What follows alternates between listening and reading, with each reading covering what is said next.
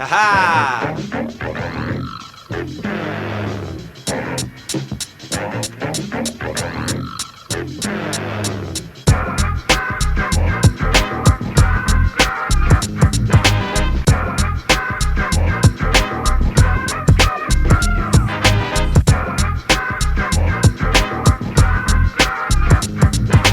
Ce soir, donc pour cette projection du film Divine, dont la réalisatrice, Ouda Benéamina, est avec nous, et les deux actrices principales, les deux jeunes actrices, venez avec moi. Sachez juste avant de le voir qu'il a été fait avec les tripes, vraiment ce film, c'est le cas de le dire.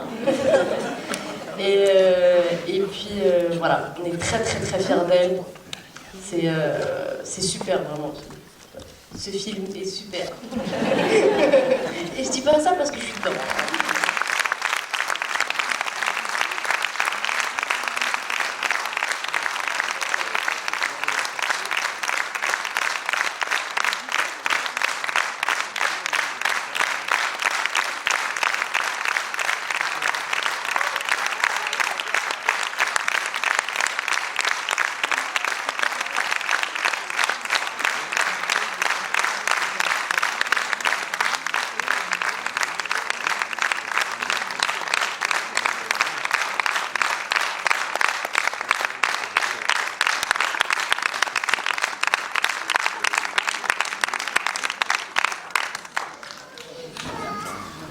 Ben voilà, vous avez bien fait de venir. Hein.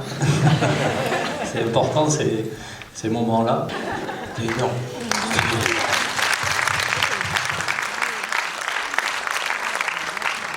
Franchement, comment tu le joues, tu fais semblant de savoir pas danser, à la fin la choré que tu faisais que t'apprenais, comment tu changeais d'émotion à la minute que tu voyais l'autre, c'est magnifique, c'est magnifique. Petite sœur, respect.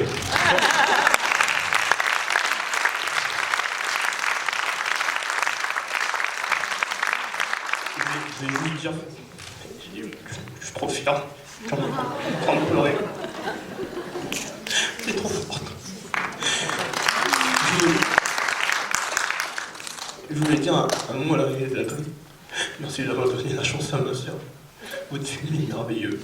Continuez comme ça. J'ai adoré votre discours aussi avec elle. Et merci.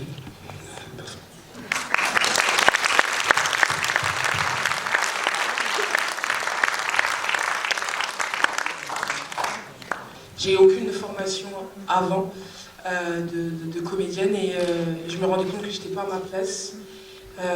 Donc je voulais commencer le cinéma, mais j'étais assez réaliste et je me disais que j'allais pas rentrer facilement. Donc dans mon coin, sans alerter ma mère, j'ai commencé à rechercher des annonces. À la base, je cherchais de la figuration. Et je suis tombée sur cette annonce qui recherchait 5 profils et parmi ces 5 profils, il recherchait une jeune fille entre 16 et 22 ans, formée, noire, ayant vécu en cité et pas forcément ayant d'expérience. Donc effectivement, vous pouvez voir que je remplis les critères. Donc j'ai tenté ma chance sans y croire parce que je me suis dit que c'est une annonce qui est vue par des milliers qui doivent être submergés de candidatures. Et j'ai été rappelée 2 semaines plus tard. Et ensuite j'ai rencontré Ouda, qui m'a casté pendant 8 mois, qui m'a testé. Tout ceci en cachette de ma famille, je me découvre à peine. Et j'ai obtenu le Saint Graal, qui est le rôle de Maïmouna.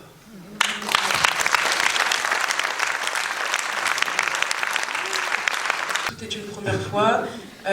C'est vrai que c'était assez déstabilisant de me retrouver face à une femme à qui je ne devais rien en casting et qui attendait déjà énormément de moi. Parce qu'il faut savoir que je me suis vue en fait dans les yeux de Ouda et malgré cette longue période de casting où voilà, elle me laissait quelquefois 1 mois sans réponse et je me disais que j'allais oublier, ben, ce test-là en fait ça a été déjà un espèce d'entraînement, un entraînement mental aussi, parce qu'elle voulait tester et savoir à qui elle allait attribuer son deuxième rôle principal. Et le tournage aussi en fait, on s'est retrouvé face à une femme exigeante, un dragon comme elle se qualifiait elle-même, un chef d'orchestre. Et pour finir, je dirais que j'ai été contente de composer avec ce chef d'orchestre parce qu'elle vient de composer une de ses plus belles symphonies et nous étions que de simples notes.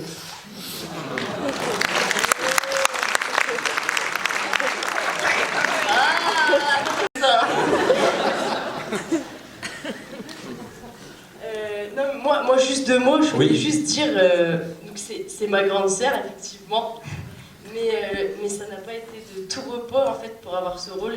Je dois avouer que bon, c'est ma seule formatrice, c'est elle, donc c'est ma prof de théâtre depuis que j'ai l'âge de 12 ans.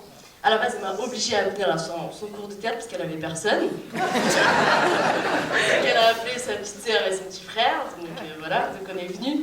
Et elle voulait absolument pas que je sois comédienne. Elle a dit tu vas jamais faire ça, c'est un métier de passion, faut être passionné et tout. Et elle s'est fait prendre un peu à son propre jeu parce que j'ai commencé à adorer jouer. Et quand elle écrivait ce long là, c'est marrant parce qu'elle m'en a jamais parlé en fait. Elle m'en a jamais parlé, enfin que le rôle correspondait plus ou moins à mon âge, mon profil, tout ça, mais elle m'en parlait pas en fait. Et j'ai essayé un peu de faire l'espion. Et de l'espionner, de lire un petit peu des scènes, etc. Et quand est venue lors du casting, je lui ai dit, bah, je vais passer le casting. Elle m'a dit, non, t'es pas du tout le personnage, toi t'as fait de la danse classique, t'es dans un lycée privé catholique, c'est pas du tout Dounia. J'ai dit, bah moi je vois pas pourquoi je suis ta petite sœur, j'aurais pas ma chance. Donc j'ai quand même passé le casting, en faisant un style que je la connaissais pas. Et donc voilà, on a fait des callbacks et tout. Et petite anecdote, quand j'ai vu Déborah pour la première fois en Maïmouna, on a explosé de rire. Vraiment, on devait jouer la scène où on est défoncé en casting. Je sais pas si vous vous souvenez, vous avez vu le film normalement. J'ai dit en fumant, voilà. Et c'était la première approche, on a explosé de rire, un feeling de malade. Et quand je l'ai revue en callback, j'étais trop contente que ce soit elle. Parce que pour moi, ça devait être que elle. Et je tenais encore à la féliciter, parce que c'est... Là, on l'a revu pour la 2e fois de notre vie, parce qu'on l'avait découvert à Cannes. Et de le voir encore, c'était impressionnant. Non, parce qu'on se rendait... Oh, je vais pleurer tout le temps. Je pleure dans le film, déjà. Non, on se rendait pas compte. On se rendait pas compte sur le tournage, en fait, que... Non, c'était un truc de fou, c'était dur, parce qu'elle était dure avec nous, mais elle était dure avec elle aussi. Et cette rencontre avec Déborah, qui nous a beaucoup rapprochés, et là de revoir notre travail, qui était très laborieux, vraiment, je vous jure. C'était pas venu comme ça, on a claqué des doigts et tout, c'était très dur, et de voir que là, vous nous applaudissez, vous êtes contents.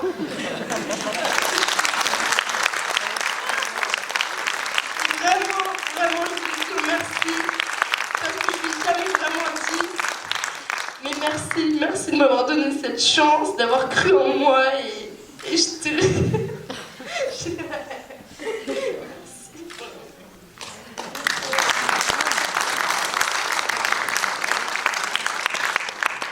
En fait, je leur ai beaucoup demandé. On a fait un gros travail d'identification où Laïa a travaillé quasi pendant 1 an sur la préparation de son rôle, elle a une grosse préparation physique parce qu'il fallait enlever le côté un peu précieux qu'elle avait et délicat.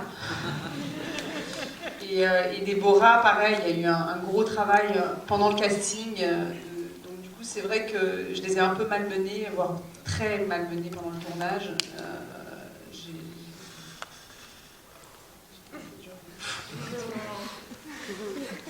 Merci d'avoir été dur avec nous. Merci. Les gens vont pleurer pendant le film, après le film, tout le temps là. Désolé, on se lâche, parce qu'on n'a pas pu bien se lâcher à Cannes. Et là, non, c'est vrai là.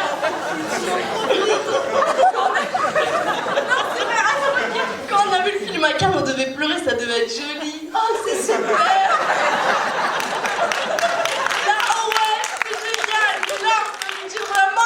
C'était dur, putain, c'était dur. On l'a pas vu.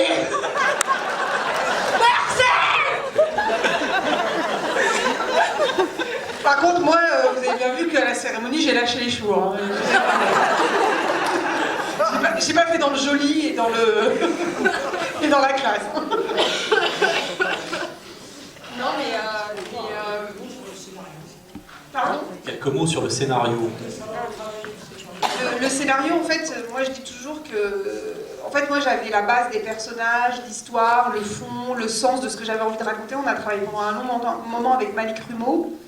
Et très vite, j'ai demandé à mon producteur de me faire appel à un scénariste de métier, parce que moi j'ai un très grand respect pour la profession de scénariste. Je trouve qu'en France, malheureusement, la place du scénariste est de plus en plus... et pas assez valorisé comme dans le temps, comme quand on avait des Audiard, on avait des couples de réalisateurs scénaristes très, comme Sautet avec son scénariste. Et du coup, j'avais vraiment envie d'avoir quelqu'un de costaud, à la fois au niveau technique, mais aussi au niveau sensibilité. Du coup, j'ai fait appel à Romain Compin. Et on a travaillé vraiment main dans la main. Bon, moi, j'adore les dialogues. Je suis quelqu'un qui travaille beaucoup en amont avec les acteurs. C'est-à-dire que je fais beaucoup de tests des séquences que j'écris. Bonsoir, moi je tiens tout d'abord à vous féliciter parce que c'est un film qui est prenant. On a rarement l'occasion de voir ce sujet traité de cette façon parce qu'il interpelle, j'ai l'impression, tout le monde. Même les personnes des cités qui pratiquent justement ces choses-là, de trafic de drogue, d'essayer de voir une vie meilleure. Et justement, même eux, eh bien, ils sont interpellés. Est-ce que vous avez rencontré beaucoup de jeunes des cités et est-ce que justement, nous aussi, ça nous interpelle parce que là, on a une vision comme dans certains films, notamment on parlait, je sais qu'il y a Philippe Faucon ici dans la salle, Fatima, où il y avait des réalités justement de la vie de ces personnes-là. Et c'est vrai que là, nous, étant étrangers à ce milieu, là, on comprend beaucoup mieux. Et c'est vrai qu'il y a plein de choses à faire. Et dans votre film, sans donner de coups de matraque, vous arrivez à mettre le point sur toutes les choses qui sont importantes par rapport à tout ça. Et en même temps, pour élever les consciences également. Donc je vous félicite. Merci. Alors c'est à la fois une question et une... voilà, donc comment arriver à tout ça?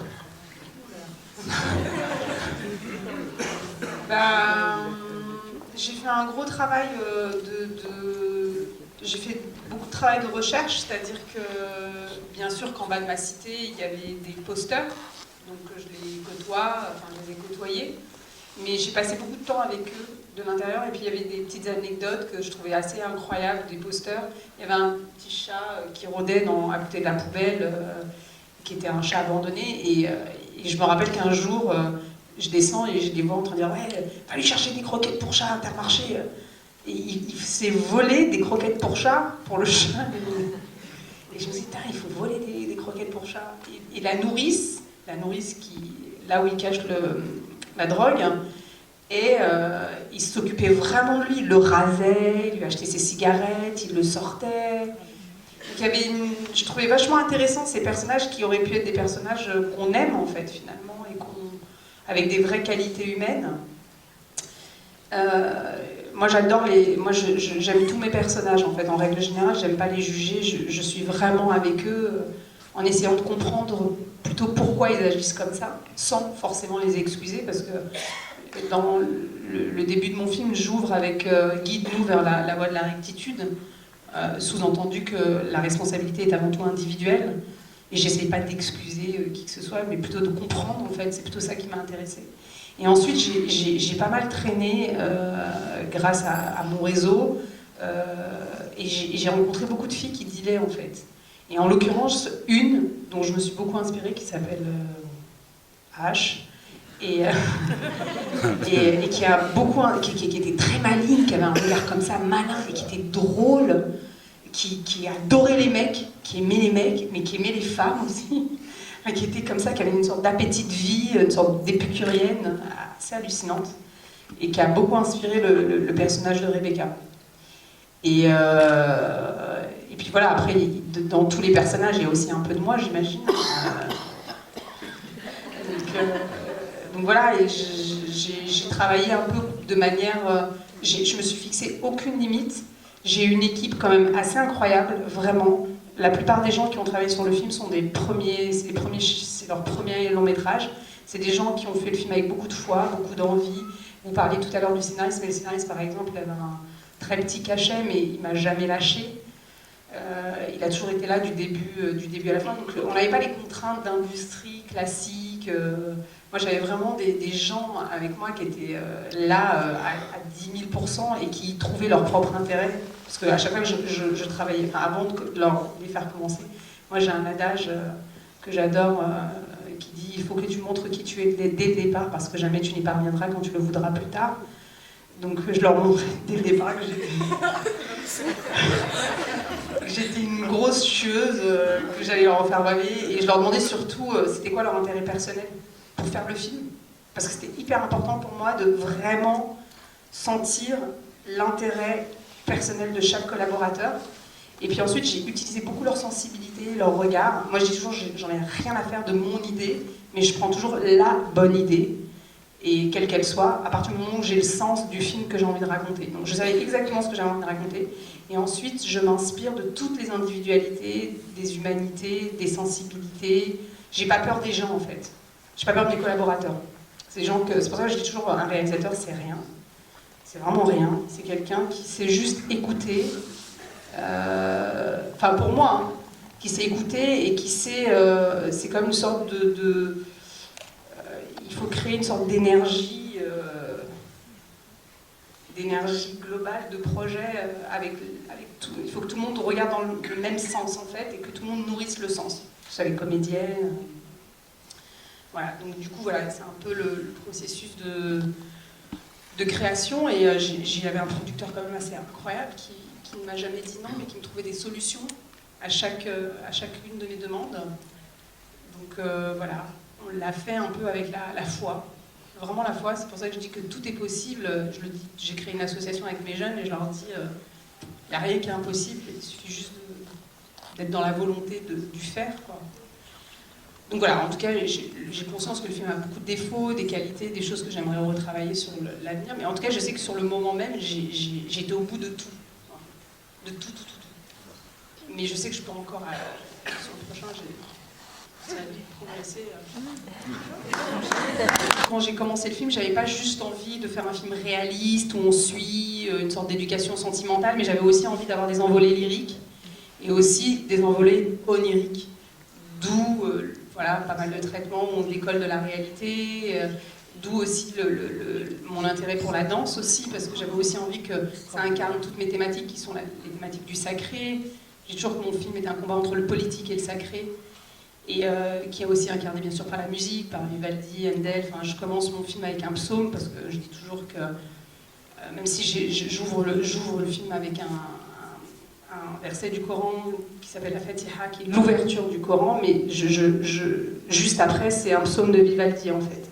Donc en effet, j'ai nourri mon film en termes de thématique de beaucoup de choses en fait, très intellectuelles, mais que j'ai essayé d'ancrer par le corps et par le mouvement.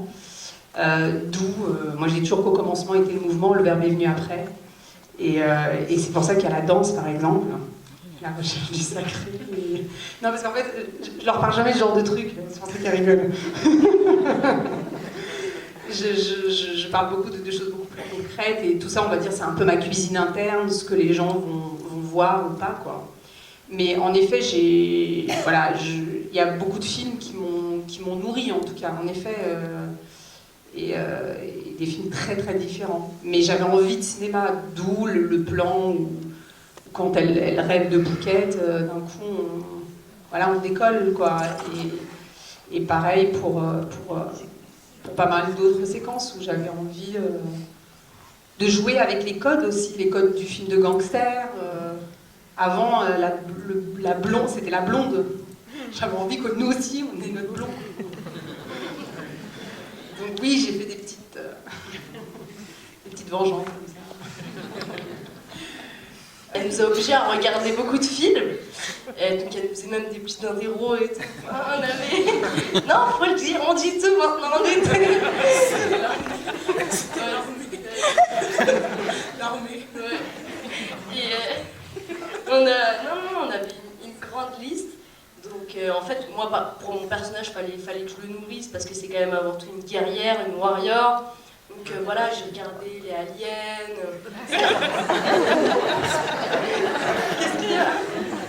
Non mais Scarface, Mean Street, voilà, j'observais aussi beaucoup voilà, le jeu des Américains, si je puis dire, des grands gangsters. Et pourquoi pas une gangster, hein? On regarde, et les femmes, et vive les femmes, Non, et du coup, on s'est vachement inspiré. Du coup, en fait, mine de rien, de voir des films, ça aide en fait. Donc, elle avait pas tort en fait. Non, vraiment, ça nous a aidé. Ouais, elle avait raison en fait, je crois. Ouais.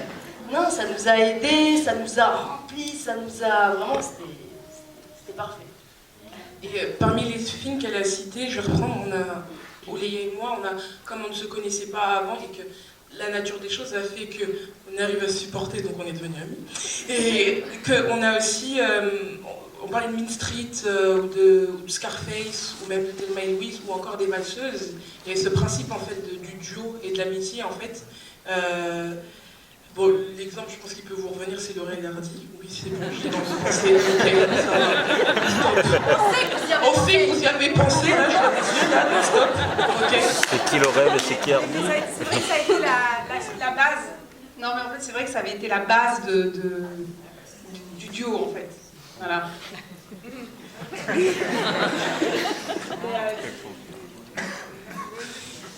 Aussi des documentaires animaliers, ah oui, parce que Dounia, avant tout, c'est une féline. Et il fallait que je retrouve dans tous les félins. Il fallait que j'essaye. Même des fois, c'est vrai qu'il m'expliquait des trucs, je comprenais pas tout de suite. Il me disait, ouais, faut que tu regardes les documentaires animaliers et tout. J'ai dit, ouais, je vais pas jouer un animal. Ouais, mais je sais pas comment elle marche et tout. Je me suis dit, mais je vais pas marcher à quatre pattes, c'est comment Et en fait, non, mais après, j'ai compris, parce qu'en fait, quand elle se glisse, et en fait, je vous jure, ça paraît bizarre comme ça, mais ça habite, mais ça sert, ça habite le personnage. Et tout d'un coup, mon regard, il devenait différent, quand je devenais prédatrice avec ce mec qui avait 40 piges, tout d'un coup, pardon, qui avait 40 ans, je devenais tout d'un coup, voilà, c'était ma proie. Et Dounia n'est pas encore sortie de son corps. Oui, avant, j'étais pas comme ça. Quel âge avez-vous? Moi, j'ai 20 ans. J'en ai 21. On a déjà tâché en fait de devenir nos personnages, de les incarner, ce qui n'était pas une mince affaire. Et ensuite, en fait, on a trouvé les raisons pour lesquelles elles étaient amies. On a trouvé cette espèce d'amour et cette espèce de dévouement qui a... Ouais, vice-versa, parce qu'on peut voir que c'est Maïmouna qui est plus dévouée que Dounia, mais aussi, ouais, Dounia aussi est dévouée, non. Et puis, on était toutes les deux, je pense, emballées par le projet, et humainement, ça a collé. Ce qui fait que tout le temps passé ensemble, toutes ces répétitions, le fait on était tout le temps avec nos costumes. On avait vraiment cette préparation assez particulière. Je pense que ça nous a aidé à avoir quelque chose de naturel et surtout on n'est pas chaud.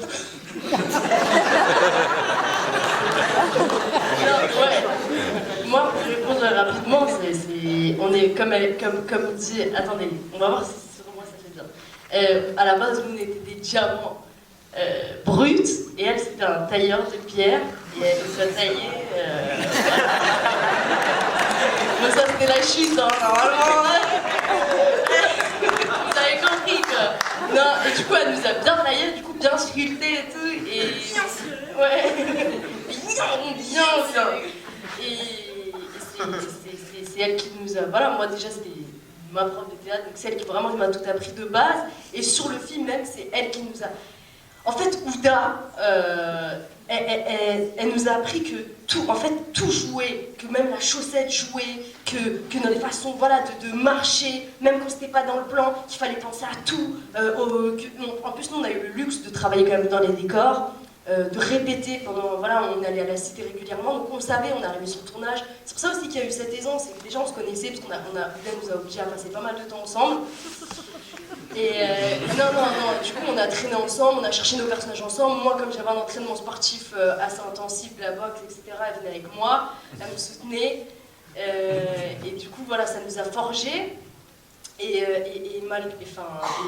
en plus de ça, Ouda, elle nous a... Enfin voilà, on arrivait, on savait déjà, on se connaissait, on connaissait les décors, donc c'était plus facile. Et Oudan, je sais pas, tout était... Il n'y avait rien, on ne pouvait pas faire semblant ou être fatigué une minute, c'était militaire, il n'y a pas de secret. Je pense que les sportifs de haut niveau, ils se couchent tôt.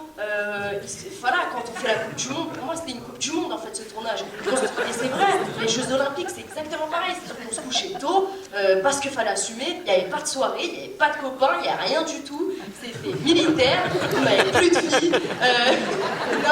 Mais ça donne ça, Je crois profondément même de quelque chose de pas bien peut naître quelque chose de sublime. Donc c'est pour ça que j'avais envie d'une tragédie, j'avais envie de personnages hauts en couleur, j'avais envie de grands sentiments, voilà, parce que je suis une grande amoureuse des textes de Sophocle, et que mes plus grandes émotions, je les ai eues avec des personnages comme Antigone, Phèdre, enfin voilà, donc c'est vrai que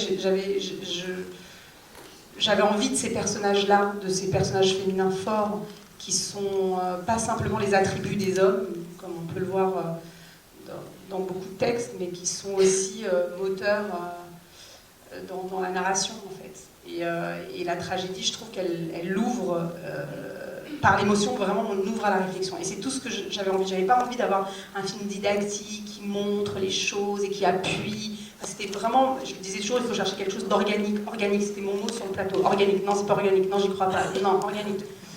J'en ai marre à la fin. Mais voilà, c'était vraiment ma recherche. Et voilà, et la tragédie s'est imposée. Mais je trouve que la tragédie, c'est beau. C'est vrai, des larmes, on renaît, moi je trouve, de la cendre, on renaît.